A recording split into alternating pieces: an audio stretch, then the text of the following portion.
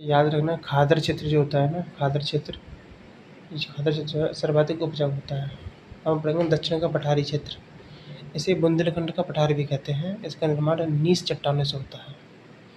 औसत ऊंचाई 300 मीटर है इसकी, और यहाँ पर सोनाकर और कैमूर की पहाड़ियाँ हैं बुंदेलखंड में। अब बुंदेलखंड कह लो या दक्षिण का पठारी भाग कह लो, इसकी प्रमुख नदियाँ चंबल सिंध बेतवा की, चंबल सिंध बेतवा की।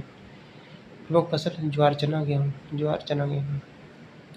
बुंदेलखंड क्षेत्र में चिलांस नामक घास पाई जाती है। बुंदेलखंड पठार के उत्तरी सीमा पर यमुना गंगा नदियाँ हैं और दक्षिणी सीमा पर विंध्य पर्वत है। उत्तरी सीमा पर गंगा यमुना है बुंदेलखंड के पठार में, उत्तरी सीमा पर गंगा यमुना है और दक्षिणी पर विंध्य पर्वत है। दक्षिणी पठारी क्षेत्र की पूर्वी सीमा का निर्धारण किन नदी करती है? दक्षिणी पठारी क्षेत्र की पूर्वी सीमा का निर्धारण किन नदी करती है? और दक्षिण पठारी क्षेत्र की पश्चिमी सीमा का निर्धारण कौन करता है? बेतवा नदी और पाहुज नदी। प्रयागराज मतलब इलाहाबाद। प्रयागराज जिले की मेजा और करछना तहसीलें भी दक्षिण के पठार में स्थित है। प्रयागराज जिले की मेजा और करछना तहसीलें दक्षिण के पठार में शामिल हैं। चित्रकूट जिले की करवी तहसील में विंध्यन पर्वत श्रेणियाँ पाई जाती हैं। चित्रकूट जिले की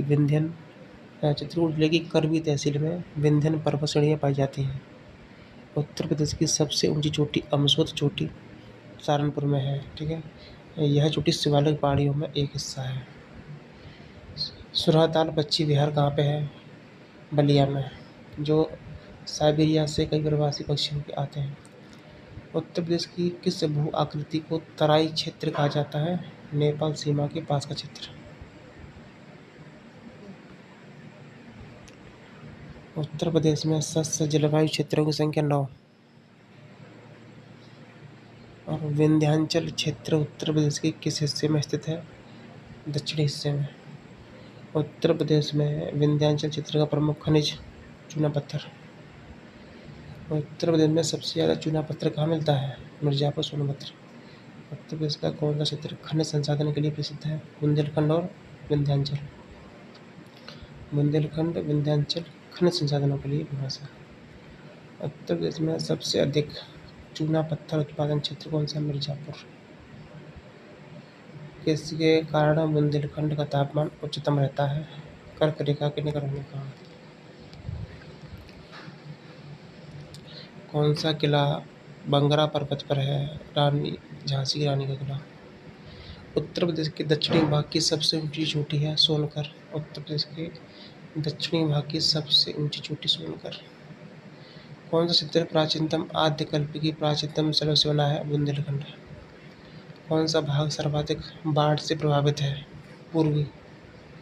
बुंदेलखंड नामक क्षेत्र किस सीमा के अंतर्गत आता है? उत्तर प्रदेश मध्य प्रदेश की सीमा के बीच में आता बुंदेलखंड। उत्तर प्रदेश और बिहार की सीमा पर स्थित जिला बलिया। उत्तर प्रदेश किसके साथ अंतर्राष्ट्रीय सीमा बनाता है? नेपाल। उत्तर प्रदेश में गुफाएं कौन सी हैं? गुप्त गोदावरी गुफाएं। और उत्तर प्रदेश में वन और वृक्ष कितने? 9%। अधिकतम वन कहाँ पाए जाते हैं?